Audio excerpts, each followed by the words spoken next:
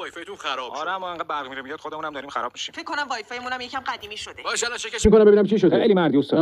این بدبخت نفسای آخرشه دیگه، تلنگش در رفته. پس شما میگی باید با یه دونه نوش عوضش کنی؟ آره عوضش کنید بره، این دیگه کار نمیکنه. ای بابا پس باید عوض بشه. آره عشقم. باشه عوضش کن لطفا. بله آبجی خانم برای تخم چشم. خب بالاخره تموم شد. بابت زحمتتون چقدر باید بهتون تقدیم کنیم؟ هزینه نداره خانم، جز خدمات اضافی فنش براتون بس بچسبه. شما. خب با اجازهتون من دیگه میرم. دست شما درد نکنه لطف کردین. دمشون گرم، عجب خدمات خوبی دارن. قدیما تا یادم میاد اصلا اینجوری نبود. یه قدیم. لحظه صبر کن. جان دلم خانم مشکلی پیش اومده. چرا اینقدر مودم بزرگه؟ به خاطر چیز دیگه، چون آنتنش قوی تره برای همین بزرگتره. نگران نباش داداش، منم از همین آوردم. آره بابا اینا کلا اینطورین، هر چقدر قوی تر میشن جا بیشتر میگیرن، این که اشکالی نداره. جالبه، میگم شبیه کنسول بازی نیست؟ بابا تو هم عجب حرفا میزنی. یا کنسول کجا، مودم کجا، کجاشون شبیه هم علی آخه. بزرگوار الان همه وسایل برقی شبیه همن. خب من با اجازه. من اومدم. خوش اومدی عزیزم، چیزی خوردی؟ وای بابا پی اس خریده. آره پی اس یعنی مودم پی اس خریدن. آخه یادم رفت مدلش پی اس مخفف پرسرعت بس که لامصب سریه. عجب پسر باهوشی دارین، چش نخوره. ببینم تو اسم اینا کجا بلدی بچه؟ چیزا تو مدرسه یاد گرفتم. مگه تو مدرسه‌تون اسم مدل یادتون میدن؟ آره تو کلاس تکنولوژی یاد گرفتم. تکنولوژی های جدید و پیشرفته.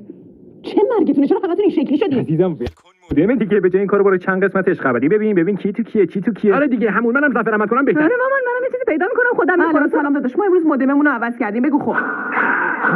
بعد اینکه یکم زیادی بزرگه، اینا بهش میگن پی اس. نکنه پلی استیشن رو میگی؟ چی پلی استیشن؟ سلام برادر، چطوری یا نه؟ مرگت شد. سلام داماد، خوبیم شما خوبین؟ خوبیم خدا رو شکر. راستی ما امروز مودممون رو به سلامتی عوض کردیم، اسمش هم پی اس.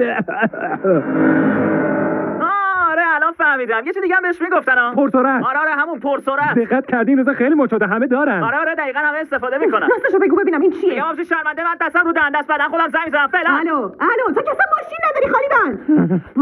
رو راست باشی. این چیه؟ تا 3 میشمرم. 1 2 3. ای پسر مگه نگفتی میرم زودی برمیگردم؟ صبر کن الان میام دیگه. وای باش. پیس خدایا، تازه پیس معمولی هم نیست، پیس پروه. وای خیلی بهتون عزیزی میشد. تازه بازیای پرگه بالا میاره. یه خبری از زنگره نبازی خراب کنه. چه بازی خفنی میشه با این کرد. وای خدایا کاش بابای منم از اینا برام میگره. خدایا بابام نمیشه، خاله میشه منم بعد وقت بیام باش بازی کنم. آره